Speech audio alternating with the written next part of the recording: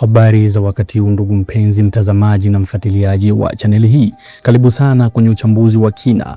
Leo Mei 2 mwaka 2026, Rais Samia Suluhu Hassan amefanya uteuzi mpya wa kikatiba ambao umeanza na umezua mjadala mkubwa wa kisiasa na kisheria.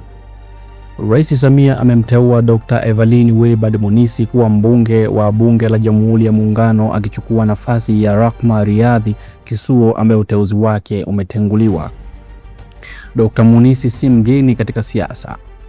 Aprili 2 mwaka 2026 zilizopita, Rais Samia alishamtia kama mbunge maalumu. Yeye ni katibu mkuu wa chama cha NCCR Mageuzi na alikuwa mgombea mwenza wa urais wa chama hicho katika uchaguzi mkuu wa Oktoba mwaka 2025.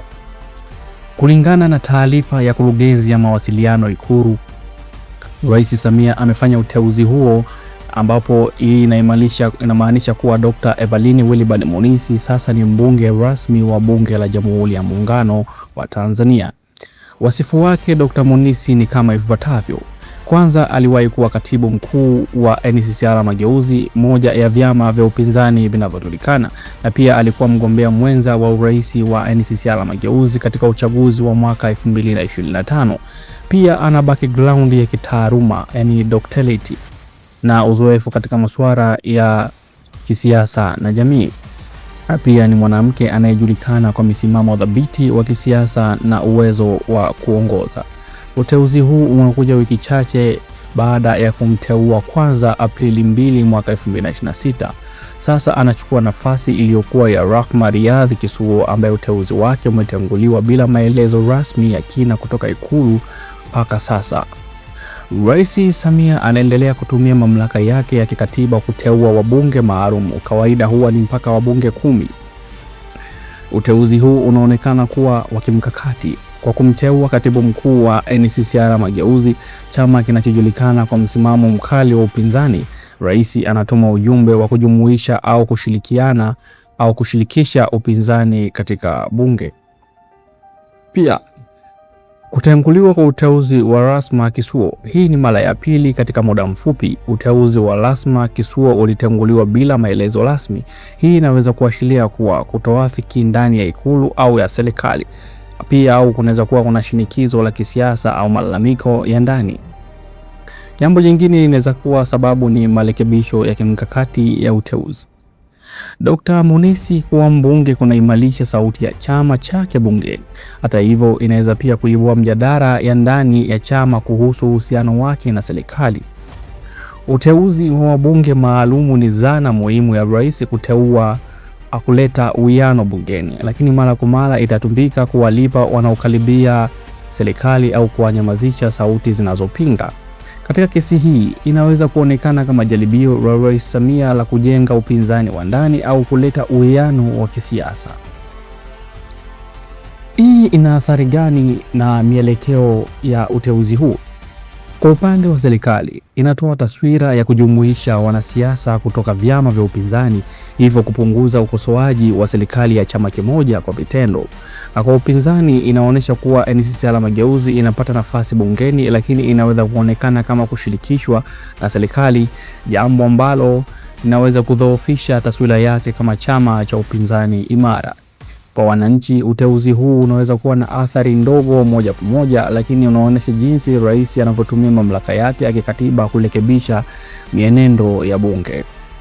Na pia kwa mustakabali wa siasa, inaweza kuwa ishara ya politics of accommodation.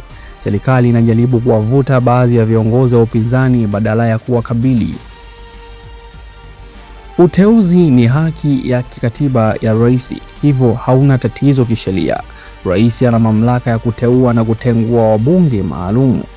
Hata hivyo, mara kwa mara ya kutengua uteuzi kama ilivyotolewa kwa Rahma Kisuo inaweza kuonesha ukosefu wa utaratibu thabiti au migogoro ya ndani ya Ikulu. Pia inaweza kudhoofisha imani ya umma katika uteuzi wa viongozi.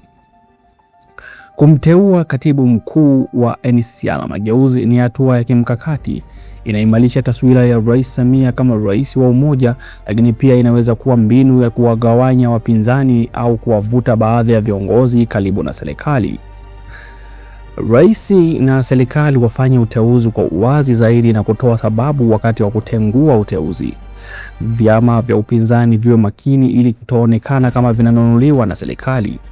Bunge linapaswa kuwa na wawakilishi wenye sifa na uwezo, si tu wanaokaribia serikali. Mwisho wa siku, uteuzi wa wabunge maalum unapaswa kuimarisha uwakilishi na utawala bora, si kuwa zana ya kisiasa ya kugawanya upinzani au kuwalipa wafuasi.